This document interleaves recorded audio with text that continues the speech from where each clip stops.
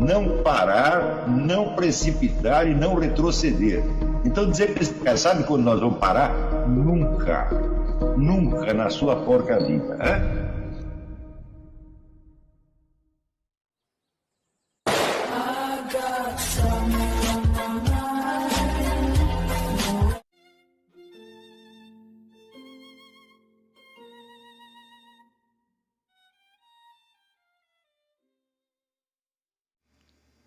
E aí pessoal, tranquilo? Então vem aqui antes do vídeo começar, pedir para vocês se inscreverem, quem não for inscrito, compartilhar, curtir, comentar. Quem puder seja membro do canal, que isso ajuda bastante. Tem também o link do Apoia-se. Quem puder ajudar nosso canal e apoiar financeiramente vai ser muito bem-vindo. Mas o mais importante é transmitir o conteúdo e os conhecimentos do professor Olavo de Carvalho para mais e mais brasileiros. Então compartilhe e ajude aí nossa causa.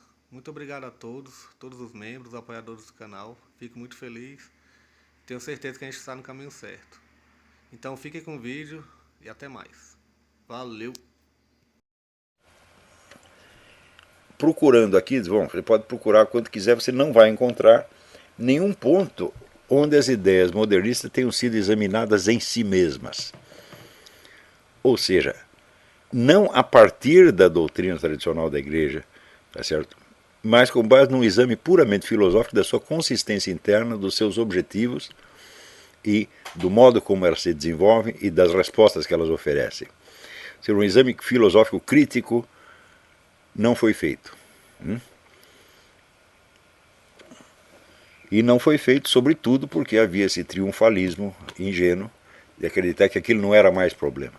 Quer dizer, ao mesmo tempo onde viam a agitação modernista crescendo dentro da igreja,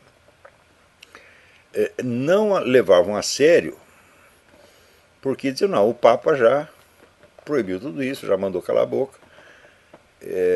Então, bom, aí confundindo um juízo de valor com um juízo de fato. Quer dizer, não é porque uma coisa não presta que ela não existe ou que ela não está crescendo. Tá certo? Então, também, por outro lado, eu não vejo seriamente que ninguém da ala mais tradicionalista da igreja tenha respondido eficazmente às necessidades às quais essas correntes modernistas respondiam. Tá certo? E a incapacidade, vamos dizer, da autoridade dos tradicionalistas para lidar com esses problemas foi justamente o que explodiu no Concílio Vaticano II, onde a ala progressista, né, teve assim, uma vitória arrasadora, quer dizer, tapou a boca de todo mundo, passou em cima de todos como um trator e impôs lá as suas teses. Hoje, né, decorridos 60 anos, há mais de meio século, né, nós sabemos que essas mudanças introduzidas no Concílio Vaticano II foram desastrosas, que elas provocaram, vamos dizer, a fuga generalizada, né, dos fiéis, a perda da autoridade da igreja, que culmina hoje, vamos dizer, numa campanha anticatólica mundial de uma violência como jamais se viu. Né? Houve campanhas anticatólicas anteriormente, mas localizadas. Houve uma na França, uma no México, né? Às vezes de uma violência comparável à que nós vemos hoje, mas sempre em escala local. Mas hoje é um negócio mundial, é praticamente a mídia inteira, o movimento editorial inteiro, e manifestando, inclusive, vamos dizer, uma total falta de respeito, que até, digamos, uns 10 anos atrás, não se falava do Papa da Igreja assim, tão livremente quanto se fala hoje. Quer dizer, hoje se fala do Papa como se fosse um Zé Mané, né? E isto que era vamos dizer, esse hábito que era exclusivo de certos círculos esquerdistas, ele se generalizou e tomou de assalto a grande mídia, tá certo? Então, independentemente das suas, né, é o que diz outro grande historiador, Michael Davis. Michael Davis escreveu um livro chamado A Revolução Litúrgica, em 3 volumes, que é também uma obra-prima, né? E depois ele escreveu um outro livro que chama O Cavalo de Troia na Igreja, onde ele mostra, olha, independente da posição que você toma, os fatos são os fatos, né?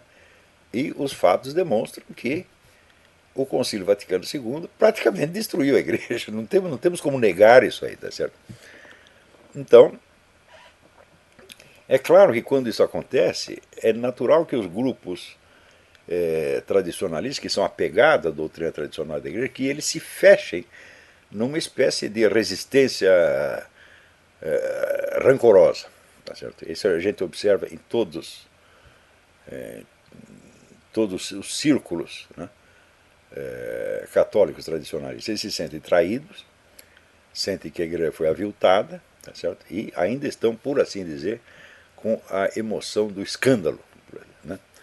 Mas o escândalo não é a atitude intelectual mais propícia a entender o que aconteceu e muito menos a libertar você do problema. Né? A experiência me diz o seguinte, que enquanto está doendo, você não consegue se livrar do problema. Você tem que primeiro se dessensibilizar, né? Criar uma distância suficiente para você poder tratar do assunto, quer dizer, com a frieza de um combatente profissional, né?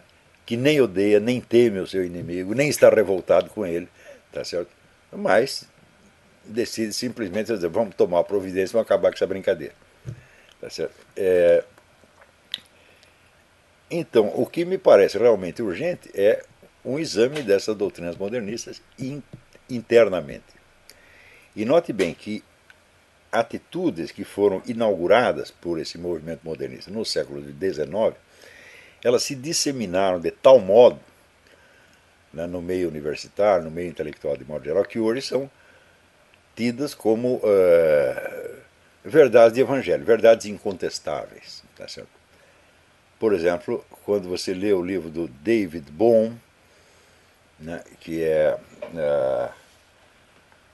chama-se A Totalidade e a Ordem, uma coisa assim, né, a ideia de uma concepção dinâmica, entre aspas, do universo e da realidade como um todo, é apresentada como se fosse uma necessidade óbvia e inquestionável, tá certo? Ao ponto de que a própria ideia de ser, segundo ele, tem que ser substituída por uma ideia de sendo. Quer dizer, não há mais, né, o ser eterno e imutável, há apenas o ser no seu desenvolvimento temporal. Ou seja, a dimensão temporal é elevada à condição de uma espécie de cúpula abrangente, tá certo? No qual entra toda a realidade. Quer dizer, a própria ideia de Deus, Deus aparece aí como uma figura mais ou menos hegeliana, quer dizer, o espírito que se encarna e se realiza na história e que de fato não tem outra existência a não ser a da sua existência histórico-temporal. Tá certo? Diz Hegel que o ser na sua... Esta, para mim, é a frase central, o coração da doutrina de Hegel, que ele diz: o ser na sua generalidade abstrata é totalmente vazio, ele não é nada, ele só, depois, conclusão, ele só adquirirá alguma consistência mediante a sua autorrealização no tempo. Então isso é a mesma coisa que você dizer que um Deus eterno, ele é apenas um conceito abstrato. Né? Ele não existe em si mesmo, ele só adquire existência no seu desenvolvimento temporal. Bom, eu creio que escrevi alguma coisa a respeito dessa sentença de Hegel no livro Jardim das Aflições. Se não foi ali, foi em outro livro. Eu não sou foi o Jardim das Aflições, né? Onde eu mostro que Hegel está confundindo a perspectiva gnoseológica com a perspectiva ontológica. Quer dizer, o conceito de ser é, logicamente falando, o mais geral e, portanto, o mais vazio, porque ele não tem caracteres definidores, caracteres que o distingam. Tá certo?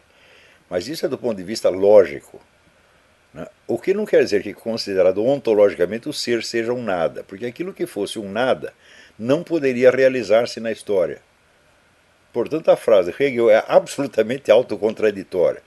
Quer dizer, é um nada que no curso da história se transforma em alguma coisa.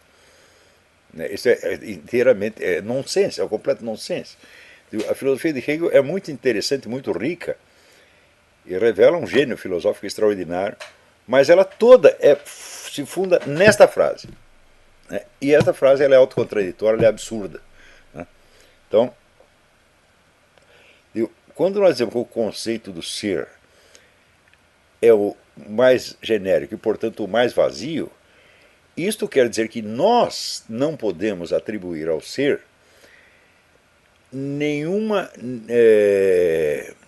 traço definidor específico pelo qual possamos reconhecê-lo, porque tudo é ser e, portanto, ele não se distingue por isto ou por aquilo. E, portanto, de certo modo, o conceito de ser se torna para nós impensável. Quer dizer que o conceito de ser é vazio na nossa mente. Ora, mas aquilo que contém tudo não pode ser vazio em si mesmo. Vamos dizer que o conceito de ser é a mesma coisa que o conceito de tudo. Tudo que existe é um ser. Portanto, eu não posso dizer que o ser é especificamente isto ou aquilo. Então, o conceito de ser se torna, na minha mente, vazio precisamente porque, do ponto de vista ontológico, do ponto de vista da sua consistência objetiva, ele é tudo. Quer dizer, justamente por ser tudo, ele não pode ser pensado. Portanto, logicamente, no esquema, na dimensão lógica, ou até na dimensão psicológica, ou gnoseológica, ele se torna para nós um nada. Ora, se você examinar direitinho, você vê que esta característica do ser, ela é compartilhada com qualquer ente individual pertencente à espécie humana. Eu pergunto para vocês, um ser humano pode ser pensado? Eu digo, não, ele só pode ser pensado sobre partes ou aspectos, assim como o ser. Se eu estou pensando aqui uma montanha, ou digamos o Estado brasileiro, são aspectos do ser, mas são apenas aspectos parcelares, eles não são o ser. Procura lembrar alguma pessoa que você conheça bem, né, da qual você goste, e tente definir essa pessoa. Você só consegue lembrar de aspectos parciais, você não consegue pensar a pessoa como um todo, nunca. Então, no entanto, você conhece a pessoa. Então, a simples experiência da convivência humana nos ensina que existem entes que são cognoscíveis, mas não são pensáveis. Porque se fossem pensáveis, eles se reduziriam a conteúdos da sua consciência. Como, por exemplo, você pega um conceito de uma figura geométrica. Uma figura geométrica é constituída de traços perfeitamente definidos, tá certo? E que, na verdade, só existem no pensamento. O conceito de quadrado, de triângulo, por exemplo. Então, quer dizer, o quadrado geométrico é pensável como um todo porque ele não contém nada mais além da sua definição geométrica. Para essa definição, é indiferente, por exemplo, a matéria de que vai se constituir o quadrado ou o triângulo, se é um quadrado de papel, de madeira, de cartolina, etc. Não interessa isso. Então isso quer dizer que a figura geométrica ela pode ser pensada como um todo, porque tudo o que existe nela está contido na sua definição. E mais nada. Porém, qualquer ente real, eu estou dando o exemplo da espécie humana, mas isso pode se aplicar a outros entes também. Ele pode ser conhecido individualmente, mas ele só pode ser pensado ou como espécie, por exemplo, você sabe que a pessoa é um ser humano, ou se você tenta pensá-lo individualmente, você só vai pensar aspectos. Por exemplo, faça uma imagem da pessoa, a imagem que aparece na sua memória, a pessoa estará com alguma idade, geralmente a idade que ela tem agora. Ou se é uma pessoa morta, a última idade com que você a viu. Eu digo, mas ela só teve esta idade? Não é possível. Todo mundo nasceu bebê, depois virou adulto, depois ficou velho, depois morreu. Então, você não pode pensar uma pessoa com todas as idades que a compõem. Tá certo? E isso já mostra o seguinte, você conhece perfeitamente a pessoa, tanto você a conhece, que você a reconhece de novo e de novo e de novo, cada vez que você a vê ou cada vez que você pensa nela. Então você não pode dizer que é um desconhecido. E, no entanto, essa pessoa é impensável. Você só pode pensá-la com aspectos abstrativos. Por exemplo, você separa uma idade das outras idades e lembra da pessoa com essa idade. Tá certo? Toda vez que você pensar nessa pessoa, ela estará numa determinada posição no espaço. Ou ela vai estar de pé, ou vai estar sentada, ou vai estar deitada, ou vai estar falando, ou vai estar quieta, mas ela não pode estar fazendo tudo isso ao mesmo tempo. E, no entanto, ao longo da sua vida, ela fez tudo isso. E se não tivesse feito tudo isso, não existiria realmente, existiria só como conceito abstrato. Então, eu digo, olha, o ser, de modo geral, ele não é mais vazio do que o conceito que nós temos de qualquer pessoa que conhecemos. Então isso quer dizer, o ser pode ser conhecido e reconhecido, mas não pode ser pensado. Quando você tenta pensá-lo, o conceito se torna vazio. Isso é uma realidade do ponto de vista gnoseológico, mas isso se passa na nossa mente, isso diz respeito ao nosso modo de conhecê-lo e não à sua consistência objetiva. Não é isso? Então, se nós acabamos de dizer que o ser é tudo, mas ao pensá-lo, nós só conseguimos pensá-lo como um nada, evidentemente, isso não é uma deficiência de substância do próprio ser, mas uma dificuldade de pensamento que nós temos. É uma dificuldade inerente ao nosso modo de conhecê-lo. O que Hegel faz é tomar o nosso modo de conhecer o ser como se fosse algo que diz respeito à própria substância objetiva do ser. É uma confusão do ponto de vista gnoseológico e ontológico, quer dizer, é um erro tão primário que a gente fica besta de ver como é que um filósofo hábil como Hegel caiu nessa, tá certo? E a única resposta possível é aquela do Eric Voegelin, que o objetivo do Hegel não era criar uma filosofia, mas criar um imenso sistema de bruxaria. Ele queria enfeitiçar, por assim dizer, o leitor num conjunto de impressões altamente verossímeis e altamente persuasivas, tá certo? Que o forçasse, por assim dizer, forçasse esse leitor, de algum modo, a aceitar a concepção hegeliana da história, mesmo a contragosto e mesmo contrariando o seu próprio instinto lógico. E isso tudo por quê? Porque a premissa fundamental está, por assim dizer, escondida. E essa premissa fundamental é: o ser é o nada. Ele só se transforma em alguma coisa no tempo. Portanto, a noção de ser eterno desaparece. Mas se o ser eterno é um nada, como é que o nada poderia criar algo no tempo? Do nada, nada provém, tá certo? No entanto, se havendo esta confusão dos dois planos, do plano gnoseológico e do ontológico, de fato fica parecendo que o nada gerou alguma coisa.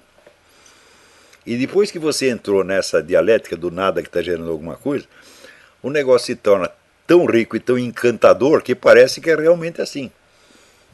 Acontece que esta noção hegeliana, que por assim dizer diviniza o tempo, né, ela se espalhou de tal modo no século XIX e continua se espalhando até hoje, que as pessoas aceitam isso como uma espécie de premissa não discutida. Se você pega essa premissa no fundo e mostra que ela está ali, e mostra que tudo depende dela, você percebe que o edifício inteiro é um sistema de enganos, um sistema de erros. Mas, como o interesse, a atenção vai para o edifício em si e não para as suas premissas fundantes, a premissa absurda fica lá escondida, né? E bem protegida por baixo e por trás da própria riqueza e complexidade do sistema. Isso acontece em Hegel, mas acontece em uma infinidade de correntes de pensamento, tá certo?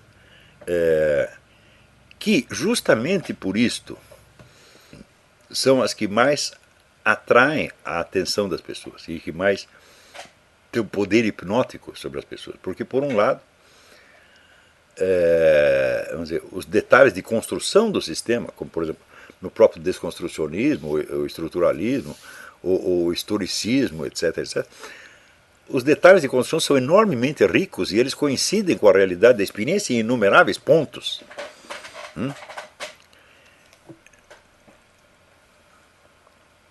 E por outro lado, existe sempre, para o indivíduo que não percebeu qual é a premissa fundante, existe sempre perante aquilo o fascínio do mistério. Você sabe que tem um mistério ali, só não sabe qual é. E como você está fascinado com o mistério, você continua interessado naquilo e continua absorvendo novos e novos e novos capítulos do sistema, até o ponto que você está totalmente envolvido nele e é incapaz de pensar fora dele. Mas a sensação de mistério continua. De qual é o mistério? O mistério é a premissa autocontraditória que está lá no fundo. Quer dizer, o indivíduo está sentindo que tem algo errado ali. Mas esse algo errado não lhe aparece como um erro, aparece como um mistério apenas. Isso acontece notoriamente no marxismo. Quer dizer, o marxismo derivará da premissa absurda de Hegel um certo modo absurdo de pensar na formulação das suas demais premissas, como a sua famosa doutrina do valor. Quando Marx tenta determinar o valor de uma mercadoria pela quantidade de trabalho socialmente necessário para produzi-lo, o que ele está fazendo? Ele está confundindo, fazendo uma confusão similar à de Hegel, confundindo dois planos de abordagem. Tá certo? O valor da mercadoria é o valor que ela efetivamente tem no mercado num certo momento. Quer dizer, o valor é o que as pessoas estão dispostas a pagar por ele. Tá certo? A dificuldade maior ou menor de produzi-lo é outra coisa completamente diferente. Tá certo? O que Marx faz? Ele mistura os dois planos. Nós sabemos que tem coisas, por exemplo, que não deram trabalho nenhum para produzir. Por exemplo, o sujeito está lá, faz um buraco na terra e encontra um diamante. Ele não teve que produzir o diamante. Não deu trabalho nenhum para produzir aquilo. E, no entanto, aquilo tem um valor extraordinário. Né? Sem contar, como, por exemplo, quando a Madonna fez um sorteio, né, da sua calcinha. E foi vendida por $200 mil. Qual foi a quantidade de trabalho socialmente necessário para produzir a calcinha da Madonna? Nada, é um elemento puramente psicológico e imaginário. Ela teve muito trabalho para usar a calcinha. Não é isso? Então você vê que o processo de criação do valor da mercadoria não tem nada a ver com o processo da produção da mercadoria. Quando Marx junta as duas coisas, ele está fazendo a mesma coisa que o Hegel faz quando confunde o aspecto gnoseológico com o aspecto ontológico.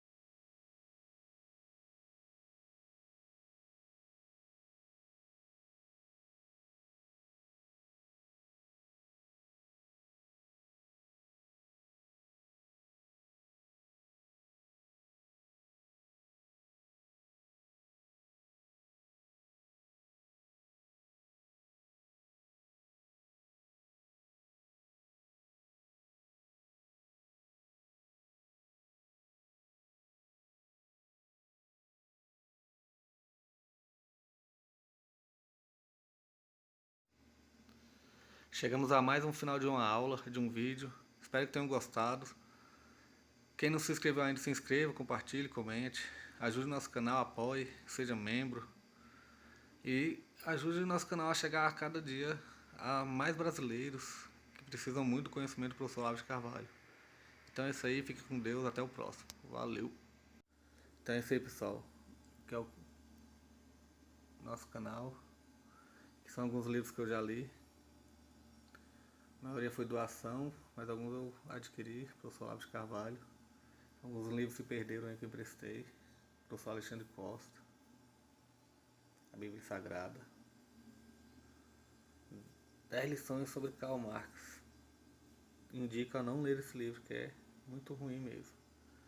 Alguns pensadores aqui que realmente, como o professor Olavo de Carvalho disse, não são pensadores. Valeu, tamo junto aí. Apoie nosso canal, seja membro.